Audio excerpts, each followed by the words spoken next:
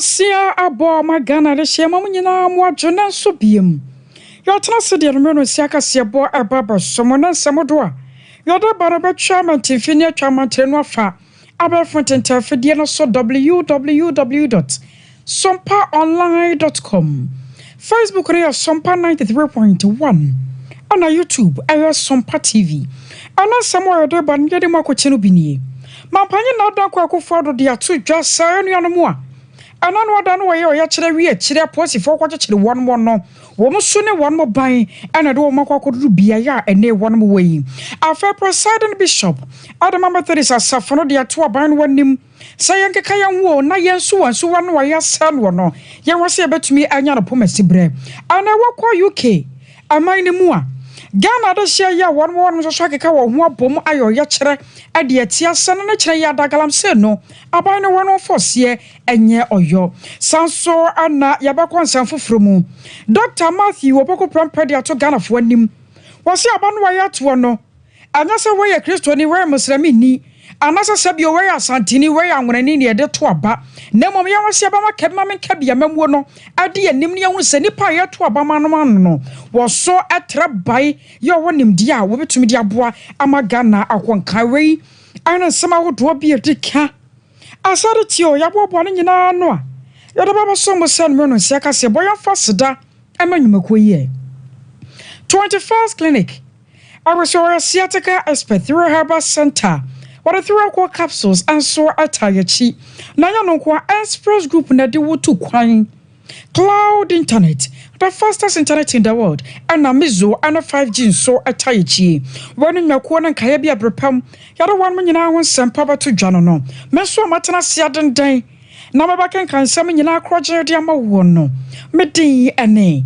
Akosuya ajewa kwade boaten afayanje brana sam no yenchechimu basa bosumena na kakrani asamba koya agentra ha awo magana mo ya galamse won sansampa na na ni papi no ahwani mu sama panyin nadoa wodi wo man no wanimu no baba kasa no wakyeremu ni gina bra ne bobre ewo galamse no ho se ye to ase ana sempo ye koso ato aso no ya sa ye nsuo ana ye kwa ebretu aka wo bi magana ma panyin de akoto dwa etrose wono waje ka mamenka bia mamu ni dipa an waje din suso se wo mamu no mra no nse ho kwan sasa nneoma nkwayi a obebati ase monten so na waye o ya kyere kora na Ghana fo baka na won makaka o mo ko nchi a emre bi atwem won ma panyin na do no wodi dom wanim ye o ya kyere e wo magane mu na mamamu oponi a na ekoso entise ko ba se bibi nkwayi na Ghana fo aye o ya kyere won se ho kwan kora na momo no se obaye o ya kyere na ba wie kyere wo ya kyere na betera po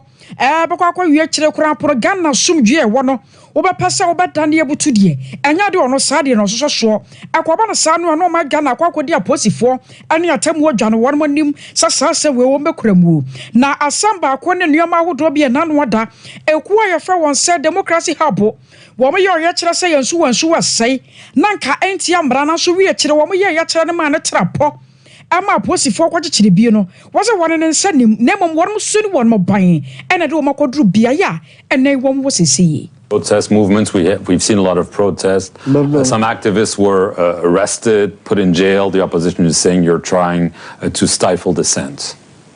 I'm not responsible for jailing people in Ghana. The courts in Ghana are independent institutions, and they have been all through this period of the Fourth Republic. People misconduct themselves and they're brought before court. It's for the court to deal with them. That's not a matter. It has nothing to do about politics. It has nothing to do with the executive. And their behavior is what lands them in problem with the police and with the courts. It's not the protests. How can the president, who himself, his political career was aided by leading protests, have problems with protests? I don't have problems with protests. And nothing is done in Ghana to prevent people from airing their views on any protest movements. We've seen a lot of protests. I was sure where my opinion now no France 24 ho ana san komodie kɔ so ya wode kɔto dwa ɛkyerɛ sɛ wɔno kora abakɔsɛm wo no wɔyɛ ɔyɛ kyerɛ dante wɔntia kora sɛ wɔbɛbɛyɛ ɔyɛ kyerɛ wɔ ma gana mu nemo mu nea wɔyɛ na wɔfamra kwa so yie papaapa.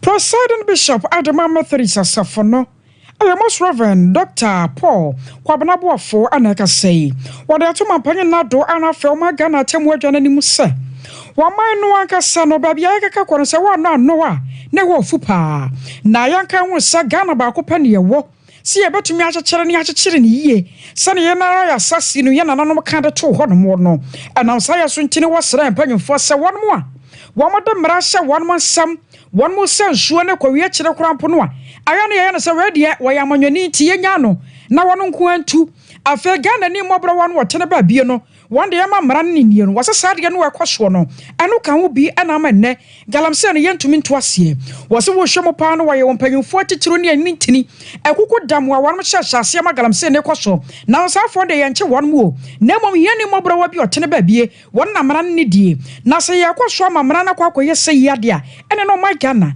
yɛwɔ kwan atwa yie. Something also going on which has tilted the scale on the part of a major stakeholder for our existence. The environment, the ecology. It is not just looking for the welfare of human beings, but it is for the welfare of everything that sustains us, so that we can live in that state which God created the world. Everything must be fair. There are issues of environmental justice, or call it environmental injustice, that we see. When we call for environmental justice, we are calling for the care, the best care, and fairness to the environment that sustains us. In our time, it is the menace that we see around called galamsey. The level of injustice in the ecosystem, the environment, the forests, the lands, the water bodies in Ghana is so alarming. The destruction is human indeed. Big men, officials, those in higher places, patronize and give to these young boys who are there. Our role is to make sure that we secure this nation. Something else. I was sure why I am Presiding Bishop Adama Methodist asafo no Most Reverend Dr. Paul Kwabanabwafo. Na ya kwa yuka abrochimemu Ghana de share ya one more London. Another dear one maka wa bomu ayo ya chere chenchenche pa. Na sa ya chere ya one more ye. Ne nyina no fa galamsey ya akɔso wo mayimu na wom susu hunu sɛ asabio ya tenase ya nhwahan ya dache wama yade ensa begu ya tini yade dokono kwanenti no wamo so keka wo ho bomu ene Ghana ya tena ka sia ya no awa London na wono kwatena ya na wamafo no Ghana de hye wo ye sa wo ye kire na enam so mo maka bibi ade akere Ghana mpanyimfo akere mo se wiase mo yonkoda no da na sane ya nyoma sibi ka kono anya de ya baabi ya ne ha akuntunso hwane ani nchia na akɔ ayadan ya yere so paso dache womba so abagana mamu biem na won maba betena ha hwe won mabusua enti se won tena se ka semfa won ho adache bi abia na akwakofa won ho enam sare so ntine enne no a galamsey won sensema sode na obi ye ka bie no na won akwako nya se Ghana de hia ewo UK Ireland na bochima mu nso won ba se bibi ade akere o ma Ghana pa na won nam so asese yemfa mframan mu ne yankan fa nkere mampanyin ebento soafo ya ho ya sase ne nuama woba de adom no so se galamsey no akoso no sabe predo asa won mo abrochima mo so hunu pa se nsuo to na won mantia ade achen ye wo mo hunu fom sase ne fom se bi ka kono anuama nkwaye na mpanyefo so ka asem bi se wontimi ntumrika ensan asase ho na sa ye dan ye che so pa so a emre bi adi animu a sanuama no akoso no ye bekọ akoto enam sa ye so ntino saba na keka no ho na wahwase obetumi ato galamsey senne ne kire ya danka betumi aboa anya sa Ghana de hye wo ye London soso dacha bi on baba ma Ghana mu no mba wo so mu pa ama Ghana ban hu se wom soso ani abre na yeguso da ewo galamse ho sansam ya mu Professor Kwabena Frimpong Boateng ankane na woyesoafo ya wo hwe sase ne nuoma wadoma komade adom ye eso na wo kire mu se nyame no nokwasem ni enuoma nkoye kura na enuoma enkoye ne nyina no ayese nipa binom a wadoma ya sobrache ase yatenso yentei aye de wo kanso so yemfa anya no kura ne yetie no yanka wo se dache bi nyankropo twedi ampon a wo na sase ne wo bo mu nipa no wode na bufuhie ababa yenso pa na wode na bufuhie aba yenso no wo bisa yense sa ne nsuo na wode gya ye na kwaye bretuo no a wode ma ma Ghana se yenhweso no anya bia timi hweso ya na yanka wo se wa konta bubu dache bi enti na ne ye ade se yese yenso dache ye bebu sa ne ma we nyina da emu akonta ebubu o garden so we ma bu yimu na we ti me chema esiso ananti akọ and then in so organization apart from water in Africa info the free Burkina John you know the free we do have a such as red water, white water, black water,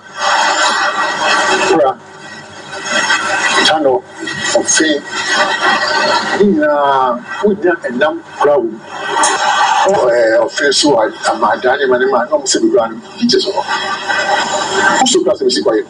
Multiple, near the port of but I told you, who is the port of the website will determine or see or putting the presidency online.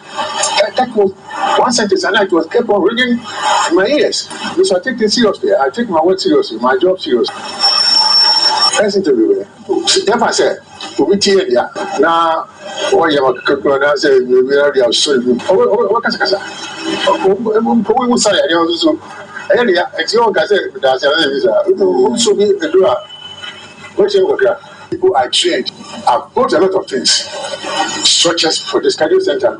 A backup training. The National Bus Institute. I originated it.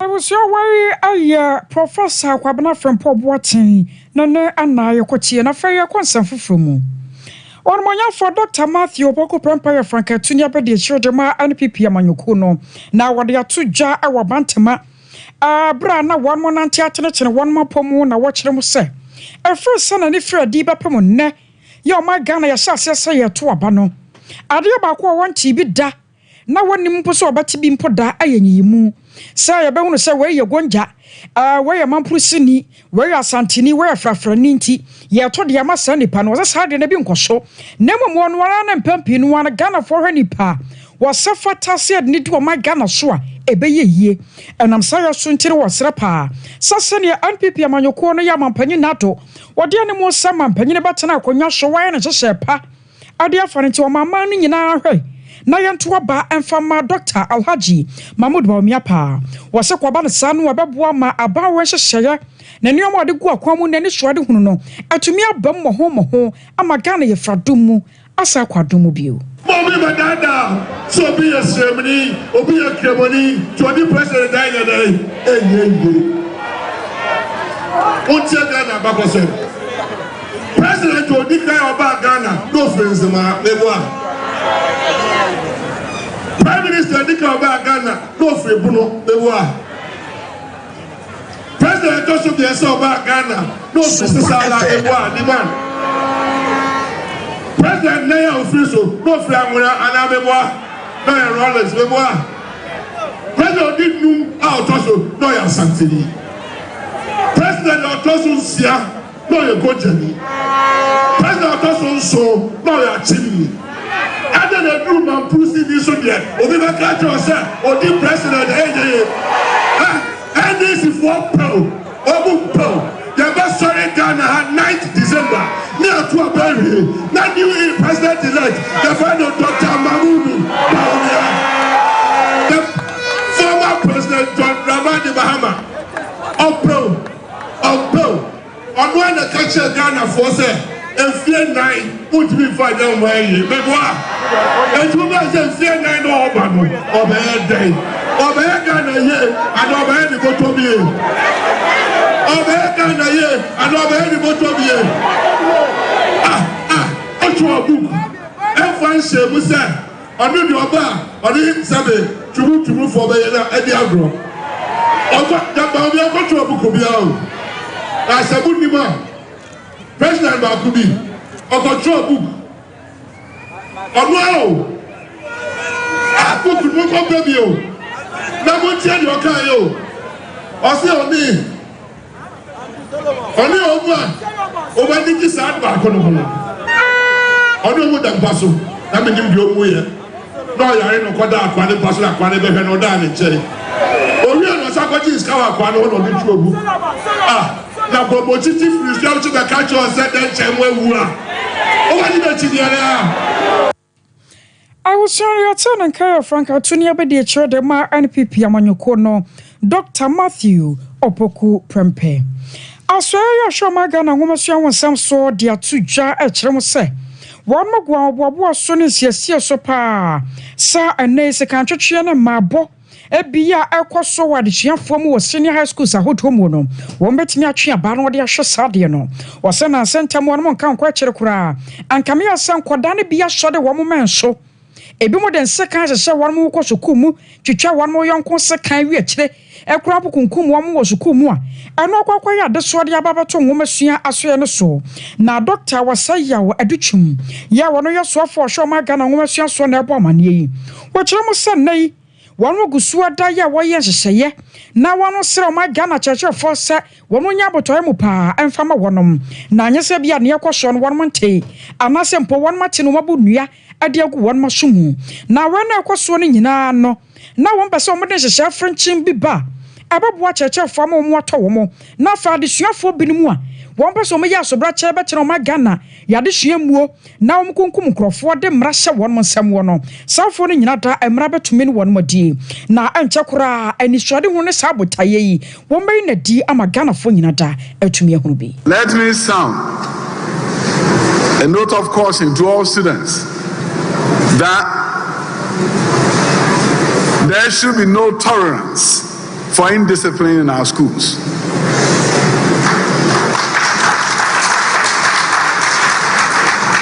And there will be zero tolerance for indiscipline in our schools.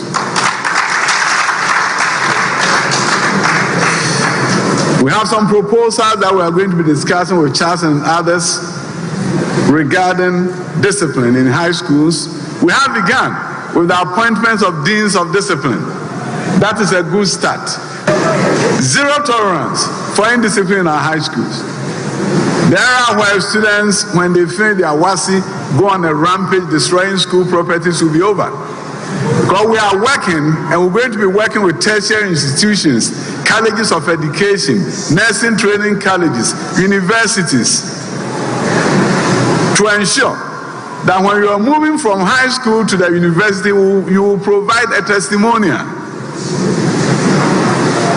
You will have to secure a reference letter talking about your character. So if you go on a rampage and destroy property, that ends your career. Indiscipline should not be tolerated anywhere in our schools.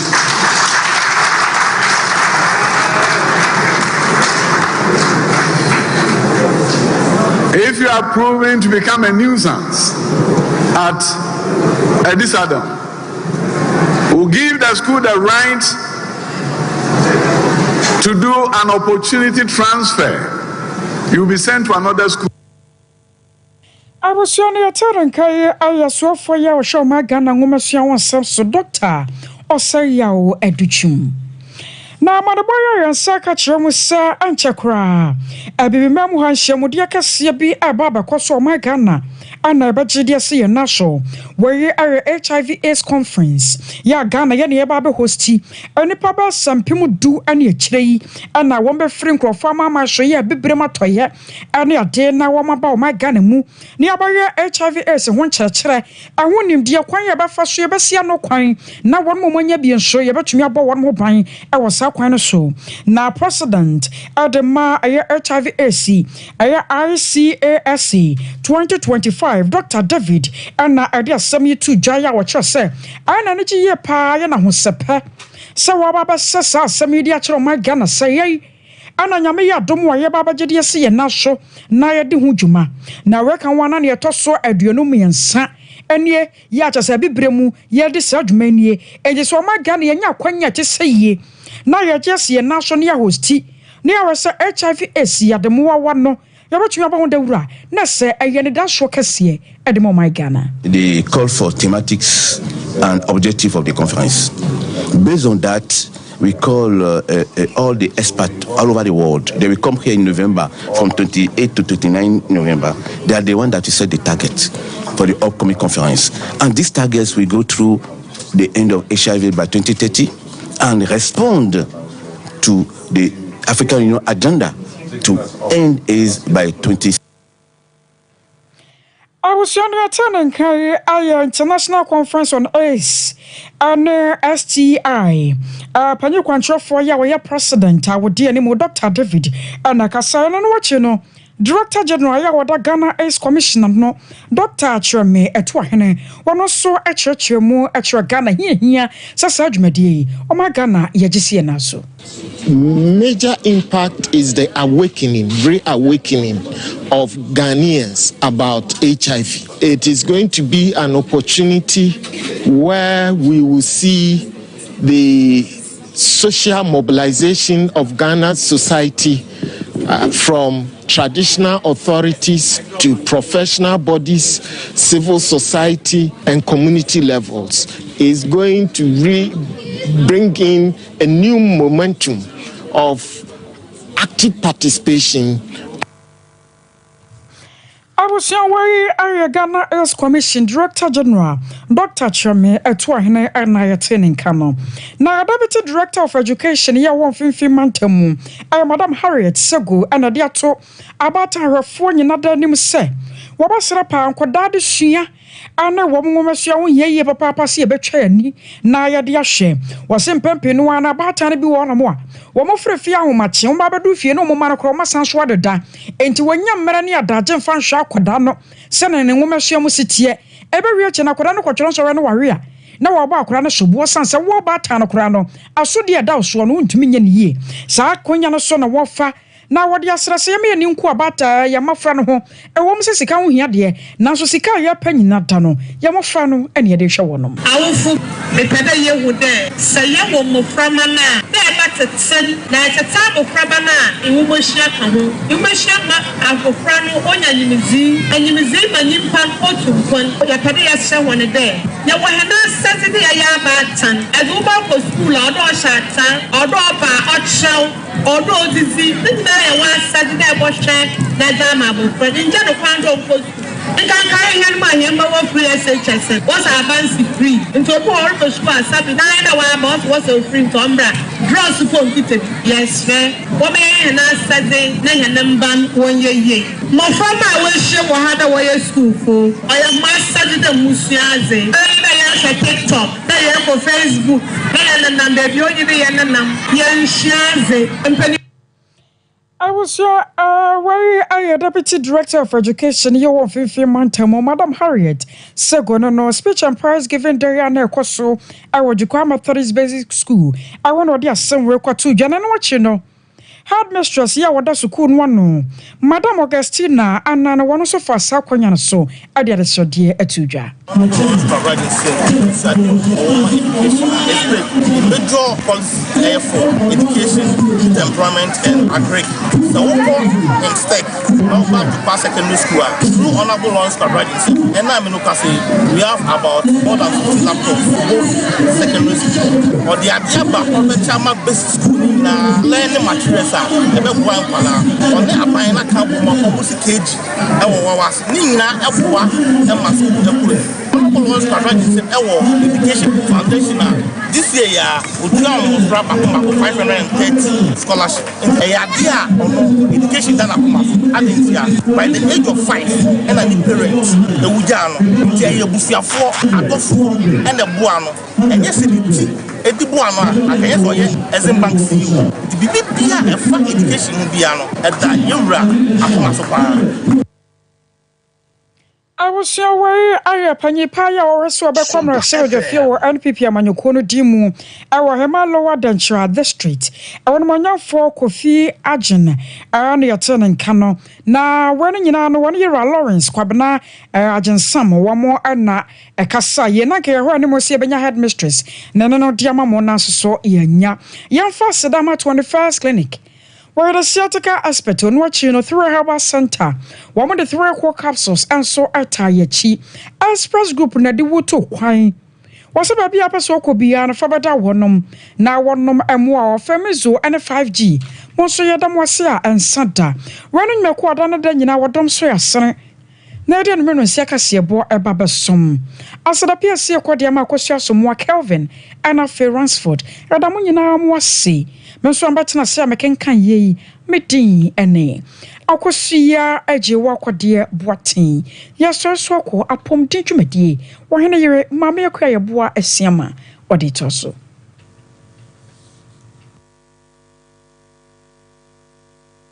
21st clinic yes sciatica expert sciatica no